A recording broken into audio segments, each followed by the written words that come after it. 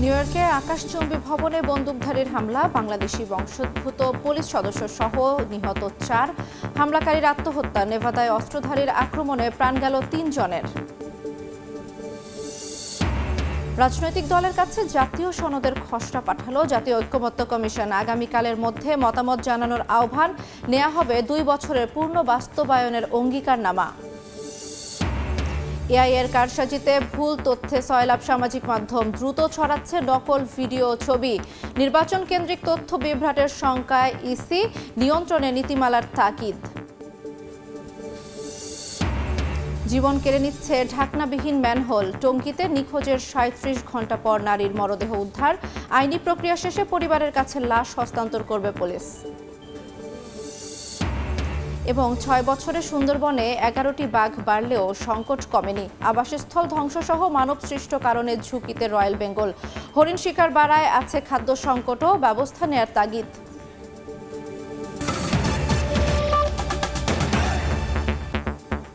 সময় সংবাদের সঙ্গে আছি আমি জান্নাতুল দোলনা। যুক্তরাষ্ট্রে আলাদা বন্দুক হামলায় বাংলাদেশি বংশোদ্ভূত পুলিশ কর্মকর্তা দিদারুল ইসলাম সহ 7 জন নিহত হয়েছেন। আহত হয়েছেন 6 জন। স্থানীয় সময় সোমবার সন্ধ্যায় নিউ ইয়র্কের ম্যানহাটনে আকাশচুম্বী ভবনে বন্দুকধারীর হামলায় 4 জন মারা যান। আত্মহত্যা করেন হামলাকারী। অন্যদিকে নেভাদায় একটি ক্যাসিনোতে বন্দুকধারীর গুলিতে প্রাণ হারান 3 জন। যুক্তরাষ্ট্র থেকে হাসানুজ্জামান সাকির রিপোর্ট।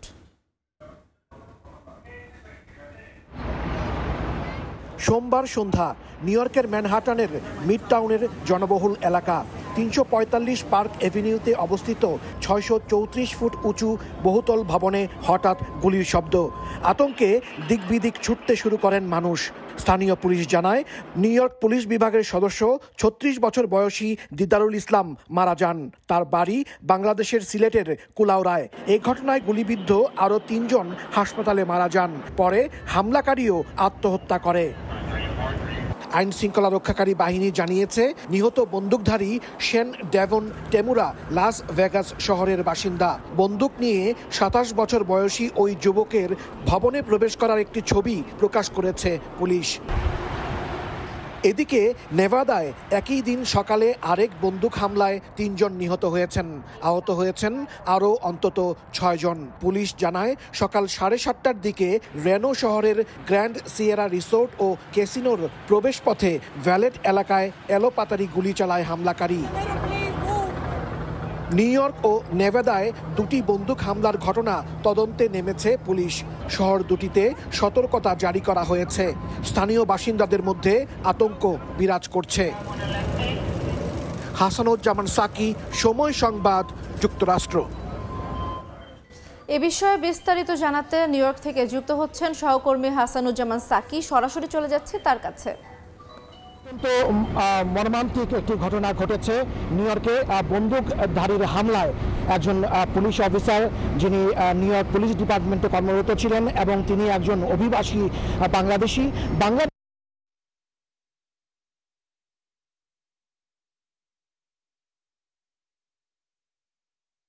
গর্ভবতী ছিলেন। এমন একটি অবস্থায় নিউ ইয়র্ক পুলিশ ডিপার্টমেন্টের এই বাংলাদেশি অফিসারকে মরতে হলো বন্দুকধারীর হামলায়। আমি যেখানে দাঁড়িয়ে রয়েছি সেই জায়গাটিতে এই ঘটনাটি ঘটেছে। সেখানে একটি বহুতল ভবনে প্রথমে সন্ধ্যা 6:30 তা থেকে 6:45টার দিকে এই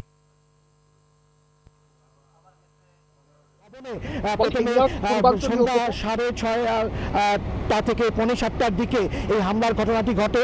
বন্দুকধারী লাস ভেগাস শহরে বসবাস করেন। এই নিউ ইয়র্ক পূর্বাঞ্চলীয় উপকূলের একটি শহর, আর অন্যদিকে পশ্চিম উপকূলীয় একটি শহর হচ্ছে লাস ভেগাস, যেখান থেকে বিমানে করে যেহেতু অস্ত্র নিয়ে আনা যাবে না, সেই অস্ত্রধারী টেমুরা, যার বয়স 27 বছর, সে কিন্তু সড়ক পথে বিভিন্ন অঙ্গরাজ্য হয়ে সে নিউ ইয়র্কে এসে পৌঁছেছে এবং এই বহুতল ভবনটিতে প্রবেশ করে সে এলোপাতাড়ি গুলি করা শুরু করে এবং এই ঘটনায় এখন পর্যন্ত 4 জন নিহত হয়েছে এবং পুলিশ জানিয়েছে যে বন্দুকধারী তিনি নিজেও তার বুকে বন্দুক ঠেকিয়ে তিনি আত্মহত্যা করেছেন।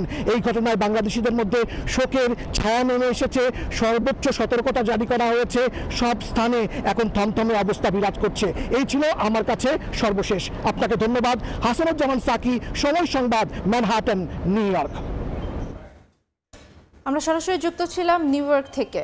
রাজনৈতিক দলগুলোর কাছে জুলাই জাতীয় সনদের খসড়া পাঠিয়ে জাতীয় ঐক্যমত্য কমিশন। আগামীকালের মধ্যে মতামত জানানোর আহ্বান জানানো হয়েছে। জুলাই গণঅভ্যুত্থান বর্ষপূর্তি আগামী সপ্তাহেই। তার আগেই জুলাই সনদ চূড়ান্ত করতে চেষ্টা করছে কমিশন। খসড়াতে যেসব প্রস্তাব বা সুপারিশ রয়েছে সেগুলো 2 বছরের মধ্যে বাস্তবায়নের রাজনৈতিক দলগুলোর কাছ থেকে অঙ্গীকার নেয়ার কথা বলা হয়েছে খসড়াতে। এদিকে কিছুক্ষণ পর ফরেন সার্ভিস একাডেমিতে কমিশনের সঙ্গে রাজনৈতিক দলগুলোর দ্বিতীয় পর্যায়ের 21তম দিনের আলোচনা শুরু হবে। মাইলস্টোন ট্র্যাজেডি প্রসঙ্গ। উত্তরার মাইলস্টোন স্কুল অ্যান্ড কলেজে প্রশিক্ষণ যুদ্ধ বিমান বিধ্বস্তের ঘটনায় দগ্ধ 3 জনের অবস্থা আশঙ্কাজনক। তাদের মধ্যে একজন লাইফ সাপোর্টে রয়েছেন। বর্তমানে রাজধানীর বিভিন্ন হাসপাতালে মোট 45 জন দগ্ধ রোগী চিকিৎসাধীন রয়েছেন। এর মধ্যে জাতীয় বার্ন ও প্লাস্টিক সার্জারি ইনস্টিটিউটে 33, সম্মিলিত সামরিক হাসপাতালে 11 এবং জাতীয় মানসিক স্বাস্থ্য ইনস্টিটিউটে 1 জন ভর্তি রয়েছেন। সরকারি হিসেবে পর্যন্ত মারা গেছেন 34 জন। বার্ন ইনস্টিটিউট কর্তৃপক্ষ জানিয়েছে চলতি সপ্তাহে আরও কয়েকজনকে ছাড়পত্র দেওয়া হবে।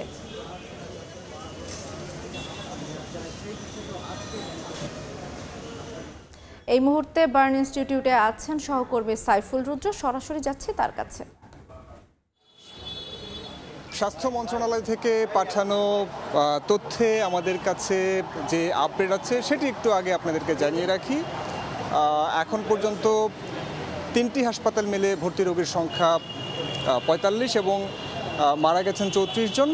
এই 45 জন রোগীর মধ্যে বার্ন ইনস্টিটিউটে ভর্তি আছেন 33 জন, সম্মিলিত সামরিক হাসপাতাল সিএমএইচে ভর্তি আছেন 11 জন এবং মানসিক স্বাস্থ্য ইনস্টিটিউট এবং হাসপাতালে ভর্তি আছেন 1 জন রোগী। তো এর মধ্যে ঢাকা মেডিকেল কলেজে যে 33 জন রোগী ভর্তি আছেন তার মধ্যে 27 জনই শিশু এবং এই 27 জনের মধ্যে গতকাল হাসপাতালের পরিচালক সংবাদ সম্মেলনে বলছিলেন আমাদেরকে যে এর মধ্যে 3 জনের অবস্থা খুবই গুরুতর। তাদেরকে নিবিড় পরিচর্যা কেন্দ্র আইসিইউতে রাখা হয়েছে এবং এইচডিইউতে রাখা হয়েছে আরও 9 জন রোগীকে। এর মধ্যে 1 জনের অবস্থা আশঙ্কাজনক বলে তিনি জানিয়েছিলেন। তো এখন পর্যন্ত আজকে সকাল পর্যন্ত কোনো ধরনের খারাপ খবর আমরা পাইনি। তারা চেষ্টা করছেন, তারা বলছেন যে সর্বোচ্চ চেষ্টা করছেন যেন প্রত্যেকটি রোগী এখানে ভর্তি থাকা যারা আছেন সবাই যেন সুস্থ হয়ে বাড়ি ফিরে যেতে পারেন।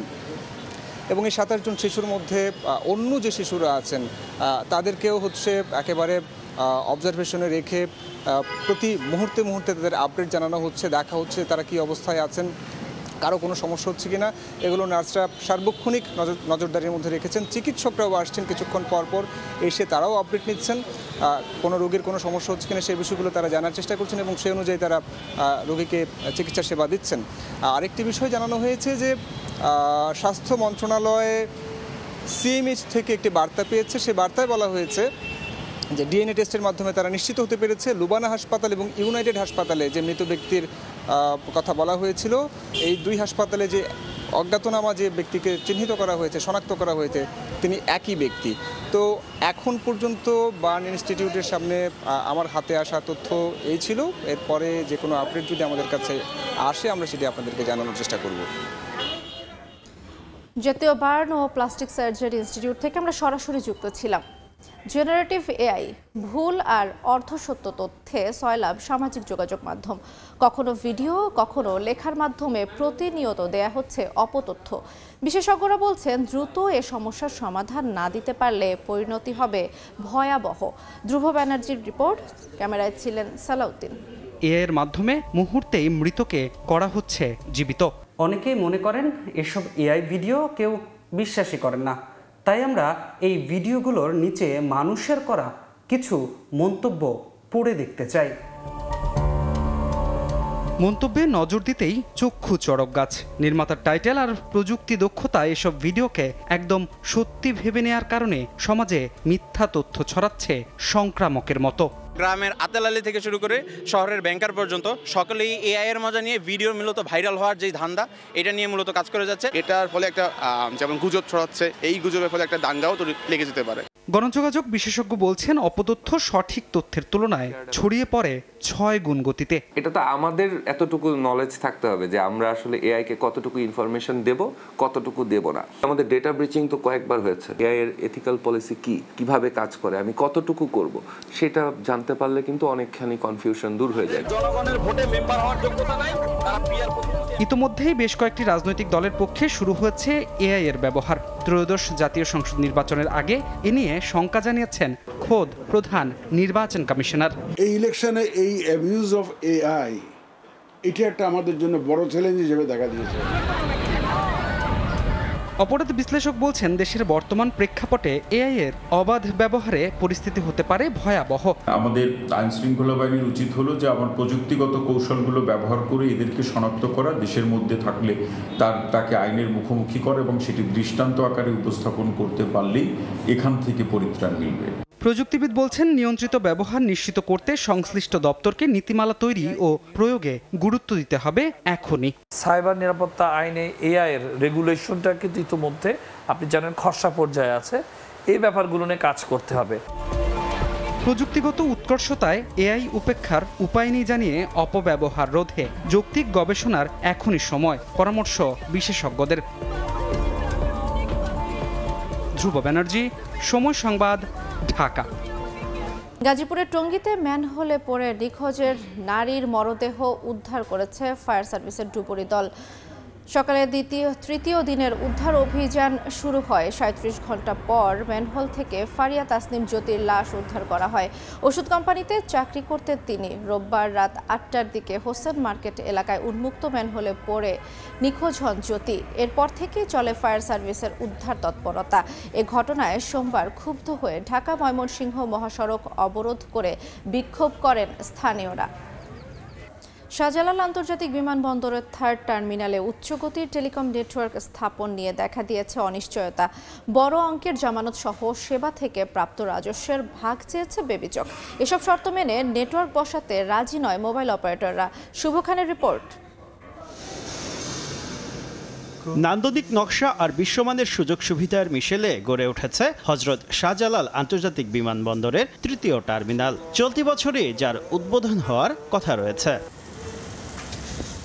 তবে অত্যাধুনিক এই টার্মিনালে উচ্চগতির টেলিকম নেটওয়ার্ক স্থাপন নিয়ে অনিশ্চয়তা দেখা দিয়েছে। টার্মিনাল 1 বলেন, টার্মিনাল 2 বলেন, ন্যাশনাল পার্লামেন্ট বলেন, কর্ণফুলী টানেল বলেন, যেই পদ্ধতিতে আমরা মোবাইল অপারেটর মিলে মনে করেন একটা নেটওয়ার্ক বিল করে কাস্টমারদেরকে কানেক্টিভিটি দেওয়ার চেষ্টা করছে, আমার মনে হয় সেই মডেলটাই ফলো করা প্রয়োজন। টার্মিনাল এলাকায় ইনবিল্ডিং অ্যাক্টিভ ডিস্ট্রিবিউটেড অ্যান্টেনা সিস্টেম ডাস কাভারেজ স্থাপনের জন্য স্কয়ার মিটার ভিত্তিক মাসিক ভাড়ার প্রস্তাব দিতে হবে অপারেটরদের। টার্মিনাল এলাকায় ভয়েস কল কিংবা ইন্টারনেট সেবা থেকে প্রাপ্ত আয়ের নির্দিষ্ট অংশ ভাগ চেয়েছে বেবিচক। বর্তমানে সরকারকে 6.5% হারে রাজস্বের ভাগ দেয় মোবাইল অপারেটররা। আলাদাভাবে আর কোনো সরকারি সংস্থাকে ভাগ দিতে রাজি নয় তারা। আমরা তো অবশ্যই বিটিআরসিকে আমরা রেভিনিউ শেয়ার দিই। অন টপ অফ দ্যাট কোনো আরেকটা অর্গানাইজেশনকে রেভিনিউ শেয়ার দিতে হবে, এটা আমরা কোনো সময় আগে দেখিনি। যদি সিভিল এভিয়েশন ইন্টারেস্টেড হয়, আমরা 3rd টার্মিনালে আমাদের কানেক্টিভিটি এনশিওর করব। আর যদি ইন্টারেস্টেড না হয়, তাহলে আমাদের বাইরের যে কানেক্টিভিটি আছে সেটার উপর রিলাই করতে হবে। বেসামরিক বিমান চলাচল কর্তৃপক্ষের চেয়ারম্যান দেশের বাইরে থাকায় এ বিষয়ে কোনো মন্তব্য পাওয়া যায়নি। শুভ খান, সময় সংবাদ, ঢাকা। নানা সংকটে রয়েছে বাংলাদেশের রয়্যাল বেঙ্গল টাইগার। প্রাকৃতিক সমস্যার চেয়ে বেশি ঝুঁকিতে ফেলছে মানুষের তৈরি সমস্যা। সুন্দরবনে বাঘের সংখ্যা কিছুটা বাড়লেও হরিণের শিকার বৃদ্ধিতে তৈরি হয়েছে খাদ্য সংকট। বিশ্ব বাঘ দিবসে রয়্যাল বেঙ্গল টাইগারের খবর জানাচ্ছেন রৌনক নিয়ান্তা।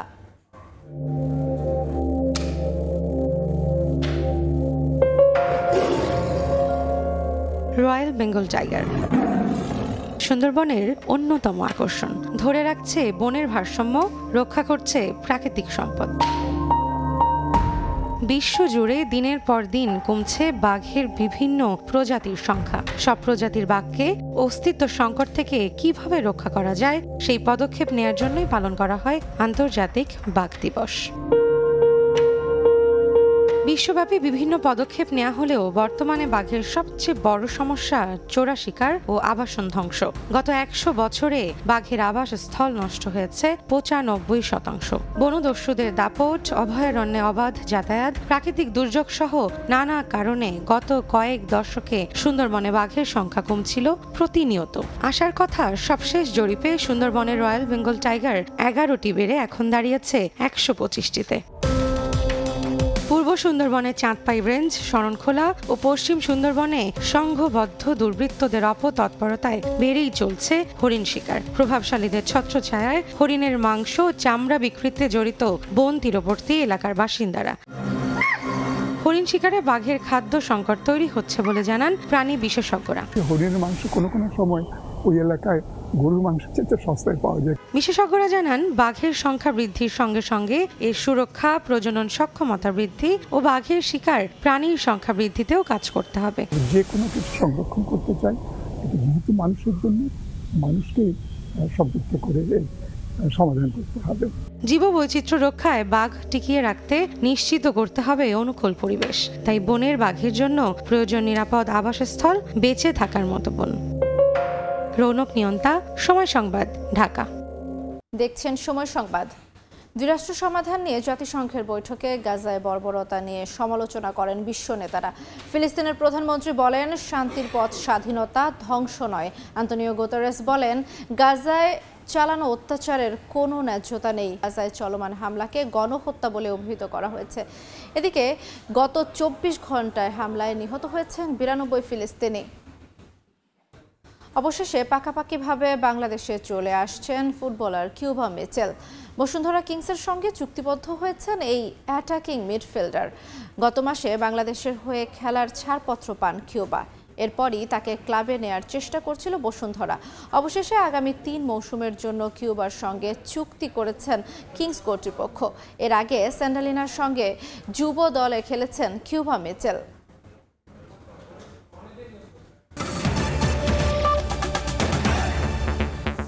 এই ছিল সময় সংবাদে, সঙ্গে থাকুন সময়ের।